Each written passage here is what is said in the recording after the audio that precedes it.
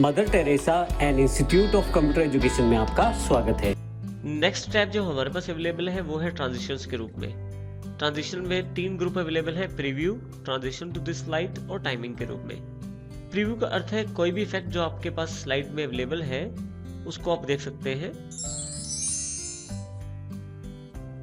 Transition से अभिप्राय है एक स्लाइड का दूसरी स्लाइड से बदलना।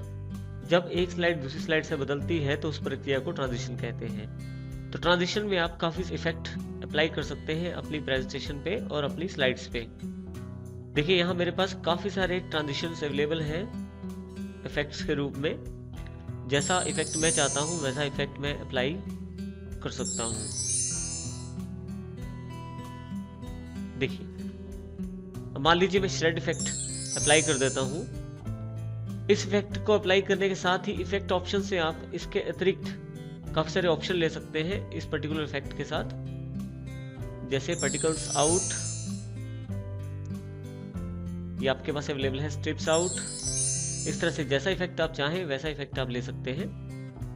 एक से अधिक स्लाइड को सिलेक्ट करने के लिए आप कंट्रोल या शिफ्ट की का प्रयोग कर सकते हैं कीबोर्ड पे, और जितनी स्लाइड्स आप सिलेक्ट करके इफेक्ट देते हैं उन स्लाइड्स पे इफेक्ट प्रोवाइड हो जाता है।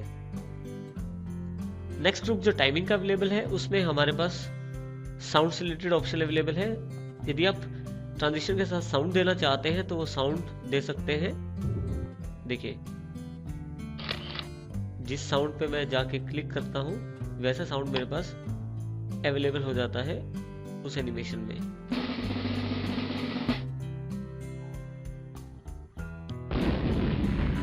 देखिए यहाँ अलग अलग इफेक्ट्स अवेलेबल हैं। मैं यहाँ से देखिए काफी सारे इफेक्ट्स अवेलेबल हैं यहाँ पे।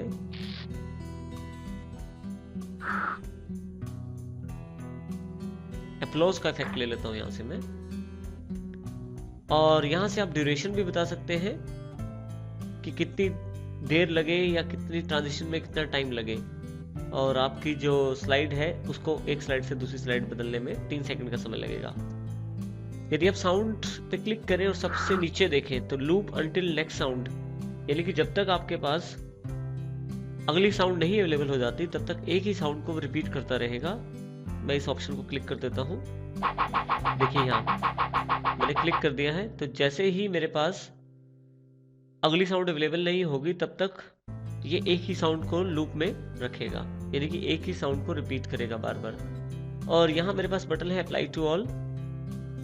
अगर मैं यही एनिमेशन जो इफेक्ट्स मेरे पास अवेलेबल हैं, यही इफेक्ट अगर मैं सारी स्लाइड्स पे लागू करना चाहता हूँ तो अप्लाई टू ऑल कर दूंगा। इससे सारे इफेक्ट्स वो सारी स्लाइड्स पे अवेलेबल हो जाएंगे जो कि पूरी प्रेजेंटेशन पे अप्लाई हो जाएंगे। यदि मैं इसको स्लाइड शो में बड़ा करके देखता हूँ तो अब देखिए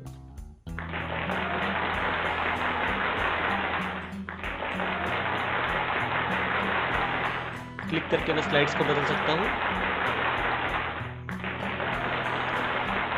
क्लिक करके मैं स्लाइड्स को बदल सकता हूँ। देखिए इस तरह से आप पूरी स्लाइड्स पे इफेक्ट दे सकते हैं और ट्रांजिशन में इसका प्रयोग कर सकते हैं। इसमें एक लास्ट ऑप्शन एडवांस स्लाइड के रूप में उपलब्ध है, ऑन माउस क्लिक। आप चाहते हैं कि आपकी स्लाइड माउस क्लिक पे आगे बढ़े तो आप क्लिक करके रख लें इस पे, और जब आप क्लिक करेंगे कि स्लाइड पे तो अगली स्लाइड आपके पास आ जाएगी।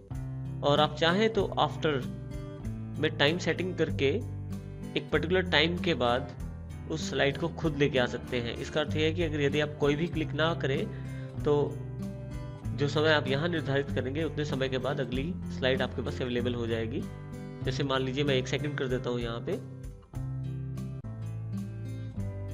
जैसे ही F5 करता हूँ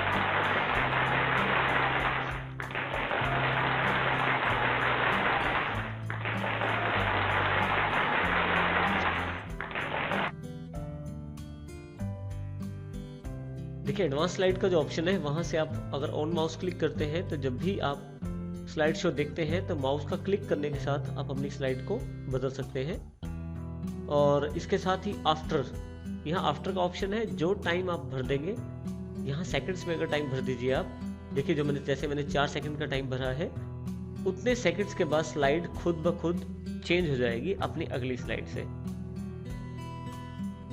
और यदि आप चाहें तो इसे माउस क्लिक के द्वारा भी अगली स्लाइड पे जा सकते हैं और अगली स्लाइड से उस स्लाइड को बदल सकते हैं।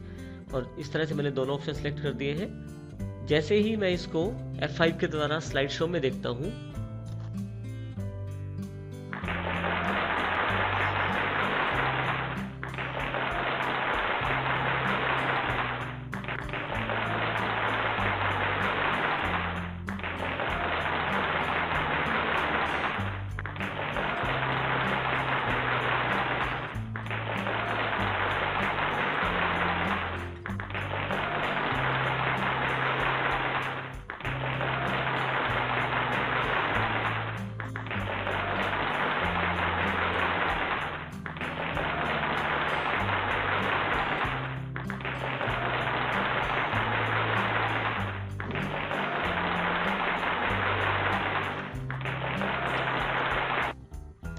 देखिए इस तरह से मैंने अपनी स्लाइड्स की टाइमिंग सेट कर दी है।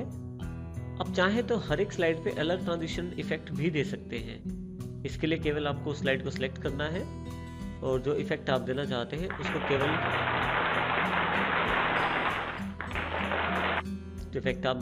उसको केवल क्लिक करना है उस इफेक्ट पे। तो इससे वो जो सिलेक्ट स्लाइड है आपका उस पे इफेक्ट अवेलेबल हो जाएगा। इस तरह से आप ट्रांजिशन का प्रयोग कर सकते हैं स्लाइड शो के लिए।